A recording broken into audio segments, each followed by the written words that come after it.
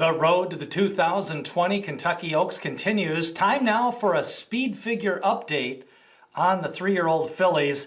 If you watched yesterday's video, we took a look at the 3-year-old males ranked by Equibase with the top speed figures earned for 3-year-old fillies. And let's start right at the top with a 106 Equibase speed figure.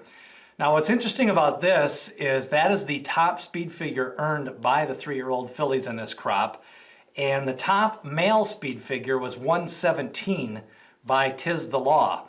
And actually Venetian Harbor would rank just below Royal Act, right tied with Royal Act for his 106. So that would put her about 6th or 7th among the boys, but it puts her at the top of the charts for the female side.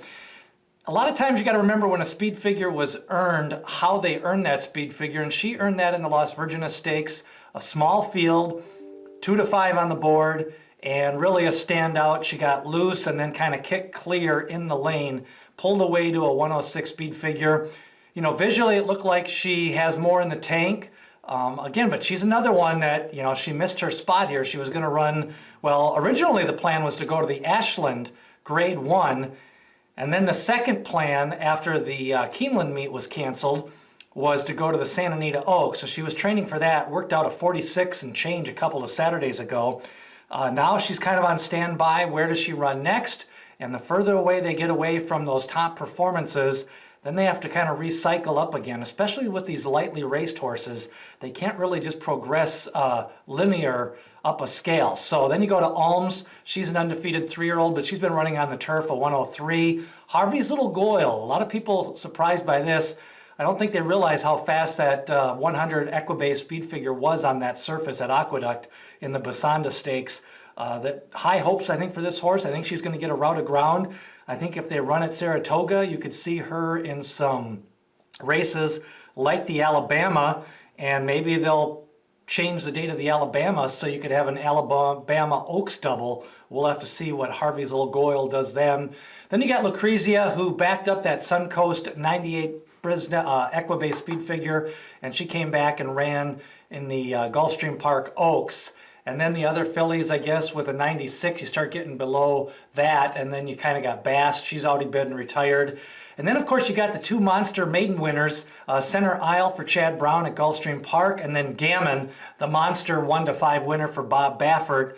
She was going to point possibly for the Santa Anita Oaks as well. She's been working out. Again, she's on hold. Another one, interesting, both those horses I buy into Mischief. He's got quite a crop of 3-year-old fillies, and we'll see where they go. Just like Munnings, they seem to have a kind of a strangled hold on that division.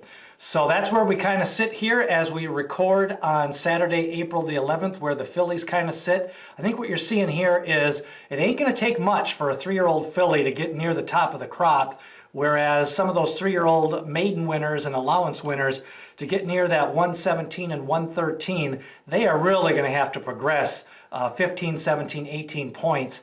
But it's very possible for a horse in their second or third start to get to that lower 100s, and then they're right in the ball game, because horses like Donna Veloce and Venetian Harbor, they've been resting since they picked up those big wins in the stakes races earlier this year.